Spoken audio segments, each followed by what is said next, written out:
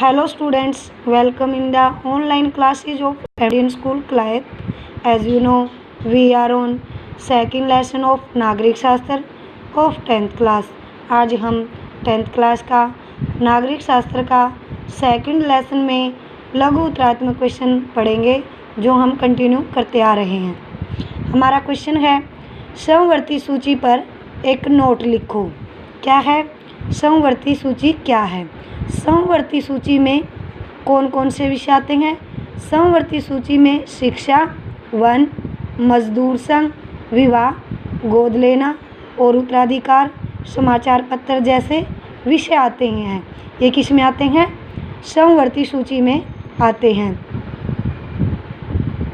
जो केंद्र के साथ और राज्य सरकारों की साझी दिलचस्पी में आते हैं। कहने का अर्थ है जो समवर्ती सूची पर क्या है, केंद्र सरकार और राज्य सरकार दोनों का नियंत्रण होता है इन विषयों पर, और क्या है दोनों ही इस पर क्या है कार्य करते हैं और दोनों ही मिलकर इसको क्या है इसके लिए कानून बनाते हैं। इन विषयों पर कानून बनाने का अधिकार राज्य सरकार तथा केंद्र सरकार दोनों को ही है। कहने का अर्थ है इन विषयों पर जो कानून बनाने का अधिकार है राज्य सरकार को भी है और केंद्र सरकार भी है।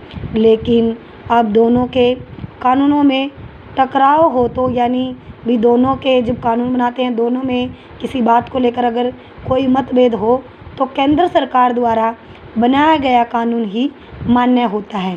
कहने का अर्थ है जो केंद्र सरकार ने जो कानून बनाया है वही लागू होता है, क्योंकि केंद्र सरकार के पास ज़्यादा शक्ति होती है। और समवर्ती सूची में विषयों की कुल संख्या कितनी है? 52। हमारा नेक्स्ट क्वेश्चन है भारत में 1950 और उसके बाद में राज्यों का गठन किन आधारों पर किया गया है? भारत में 1950 और उसके बाद में निम्नलिखित आधारों पर राज्यों का गठन किया गया है। भाषा के आधार पर क्या है 1950 के दशक में एक भाषा बोलने वाले लोगों को एक राज्य में संगठित करके राज्यों का गठन किया गया है। कहने का अर्थ है भाषा के आधार पर क्या है राज्यों का गठन किया गया है। जो एक जैसी भाषा बोलते हैं उनको एक राज्य में संगठित कर दिया गया है। और 1 नवंबर 1966 को पंजाब के हिंदी भाषी लोगों को अलग राज्य हरियाणा के रूप में मान्यता प्रदान की गई है। कहने का अर्थ है जब 1 नवंबर 1966 को पंजाब और हरियाणा अलग अलग राज्य बने तब उसमें क्या है जो हिंदी भाषा बोलते थे उसको क्या है हरियाणा राज्य में संगठित कर दिया गया। संस्कृति, भूगोल और जातीयता। संस्कृति और विभिन्नता को आदर देने के लिए भी संस्कृति जो रीति रिवाज हैं उनके अनुसार क्या है विभिन्नताओं को आदर देने के लिए नागालैंड, उत्तराखंड और झारखंड जैसे राज्यों का गठन किया गया। किसके आधार पर? संस्कृति के आधार पर और जातीयता के आधार पर। क्षेत्रफल के आधार पर क्या है जो क्षेत्रफल है जो एरिया है उसके आधार पर जो मध्य प्रदेश जैसे बड़े राज्य का क्षेत्रफल के आधार पर क्या है मध्य प्रदेश का दोबारा फिर क्या है पुनर्गठन करके उसमें से क्या है छत्तीसगढ़ राज्य का निर्माण किया गया। हमारा नेक्स्ट क्वेश्चन है नगर पालिका और नगर निगम में क्या अंतर है? मतलब कहने का अर्थ है दोनों में जो नगर पालिका है वो छोटे शहरों में से स्थानीय शासन संस्था है और जो नगर निगम है वो बड़े महानगरों में स्थानीय शासन संस्था है। नगर पालिका छोटे शहरों में स्थानीय शासन चलाने वाली संस्था है और जो नगर निगम क्या है बड़े शहरों में स्थानीय शासन चलाने वाली संस्था है। नगर पालिका प्रमुख नगर पालिका के राजनीतिक प्रधान होते हैं। जो भी नगर पालिका के जो प्रमुख राजनीतिक हैं वो प्रधान होते हैं।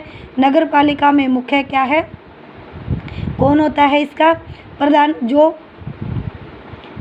चेयरमैन है वो नगर पालिका का प्रमुख प्रधान होता है और जो नगर निगम के प्रधान को मेयर कहा जाता है। गठबंधन सरकार से क्या तात्पर्य है?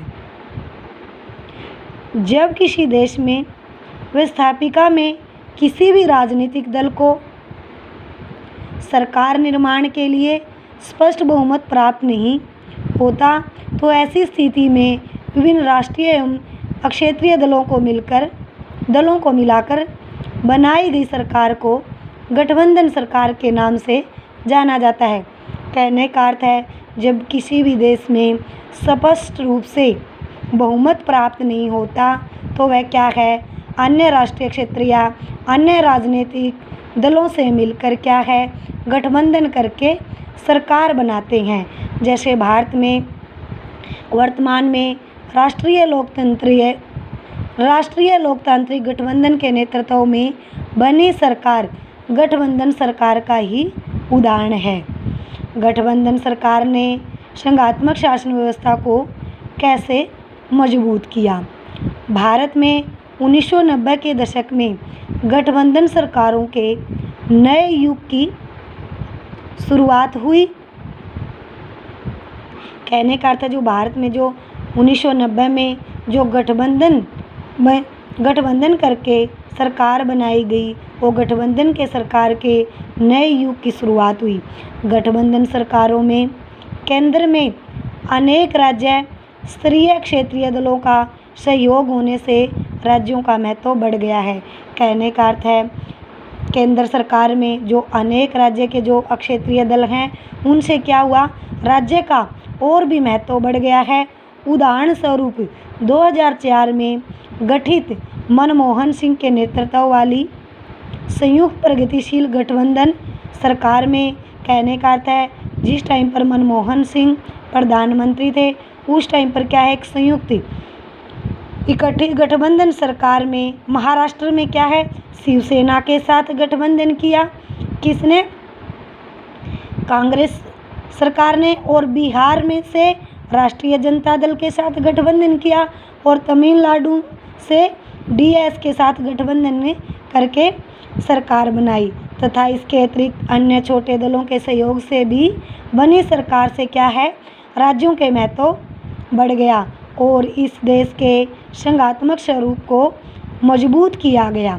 हालांकि 2014 के लोकसभा चुनाव में भाजपा पार्टी को स्पष्ट बहुमत प्राप्त हुआ है। कहने का अर्थ है, जो 2014 में लोकसभा के चुनाव हुए थे, भाजपा पार्टी को स्पष्ट बहुमत प्राप्त हुआ। फिर भी क्या है, पार्टी ने गठबंधन सरकार की स्थापना की। कहने का अर्थ है, गठबंधन बनाकर सरकार की स्थापना की। हमारा नेक्स्ट क्वेश्चन है, सत्ता के विकेंद्रीयकरण का क्या अर्थ है? सत्ता के विकेंद्रीयकरण का अर्थ है, जो शासन की सत्ता को शासन के विभिन्न अंगों में बांटना। विकेंद्रीयकरण का क्या अर्थ है, जो शासन की जो सत्ता है, जो शक्ति है और शासन के जितने भी अंग हैं, उसमें क्या है, शक्ति को बांटना। और भारतीय संविधान ने सत्ता के विकेंद्रीयकरण को अपनाते हुए शासन की शक्तियों को किसमें, केंद्र सरकार में, राज्य सरकार में और स्थानीय शासन संस्थाओं के हाथों में विभाजित किया हुआ है। कहने का अर्थ है, संविधान में क्या है, स्पष्ट रूप से विकेंद्रीयकरण करते हुए यानी शक्ति का बंटवारा करते हुए किसमें, केंद्र सरकार, राज्य सरकार और स्थानीय शासन संस्थाओं के हाथों में शक्ति का बंटवारा किया है। संघीय व्यवस्था कैसे चलती है? संघीय व्यवस्था को सुचारू रूप से चलाने के लिए सबसे पहले क्या है, मैंने पहले भी बताया है, संघीय व्यवस्था क्या होती है?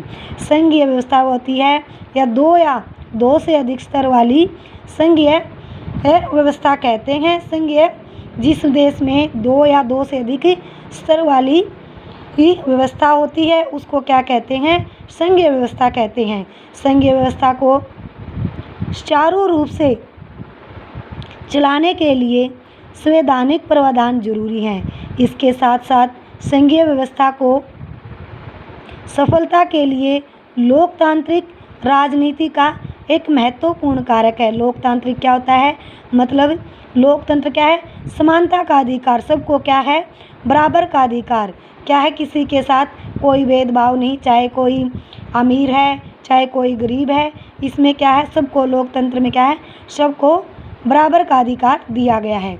लोकतांत्रिक राजनीति के फलस्वरूप संघवाद की भावना, विविधता का आदर और संघ साथ रहने की भावना का विकास होता है। कहने का अर्थ है जो संघवाद की भावना होती है उसके अंदर जो विभिन्नताएं होती है, विभिन्नताओं के बावजूद भी उनका आदर करना और संघ के साथ क्या है, एक साथ रहने की भावना को विकसित करना। और भारत में भाषा नीति तथा केंद्र और राज्यों के बीच संबंधों की नीति संघीय व्यवस्था को निर्बाध रूप से चलाने का एक महत्वपूर्ण भूमिका अदा करती है। हमारा नेक्स्ट क्वेश्चन है, ग्राम पंचायत का संक्षेप में वर्णन कीजिए। ग्राम पंचायत एक प्रकार की क्या है, परिषद है, जिसमें एक अध्यक्ष तथा कई सदस्य होते हैं। इन सदस्यों का चुनाव वार्डों से होता है, मतलब क्या है, वार्ड बटे होते हैं, वार्डों द्वारा क्या है, सदस्यों का क्या है, चुनाव होता है, जिन्हें क्या कहते हैं, पंच कहा जाता है। ग्राम पंचायत के मुखिया को सरपंच कहा जाता है। ग्राम पंचायत पूरे गांव के लिए निर्णय लेने वाली क्या है, संस्था होती है। जो क्या है, ग्राम पंचायत है वो पूरे गांव के लिए एक निर्णय लेने वाली, एक गांव का विकास करने वाली संस्था होती है। आज हम यहीं तक पढ़ेंगे। जो हमारे लघु प्राथमिक क्वेश्चन हैं वो कंप्लीट हो चुके हैं और जो मैंने ये क्वेश्चन आपको पढ़ाए हैं आप उनको अच्छे से लर्न करोगे। Thank you students, have a nice day. घर पर रहें, सुरक्षित रहें।